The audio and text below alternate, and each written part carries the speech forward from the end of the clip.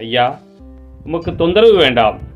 நீர் என் வீட்டிற்கு அடியெடுத்து வைக்க நான் தகுதியற்றவன். உம்மிடம் வரவும் என்னை தகுதியுள்ளவனாக நான் கருதவில்லை. ஆனால் ஒரு வார்த்தை சொல்லும், என் ஊழியர் நலமடைவார். நான் அதிகாரத்துக்கு உட்பட்டவன். என் அதிகாரத்துக்கு உட்பட்ட படை வீரரும் உள்ளனர்.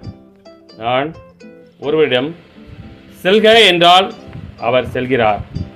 வேறு ஒருவரிடம் வருக என்றால் அவர் வருகிறார். என் பணியாளரை பார்த்து இதை செய்க என்றால் அவர் செய்கிறார். இவற்றை கேட்ட இயேசு அவரை குறித்து வியப்புற்றார். தம்மை பின்தொடரும் மக்கள் கூட்டத்தினரை திரும்பி பார்த்து, இஸ்ரேலிடத்திலும் இத்தகைய நம்பிக்கையை நான் கண்டதில்லை என உங்களுக்கு சொல்கிறேன் என்றார். அனுப்பப்பட்டவர்கள் வீட்டுக்கு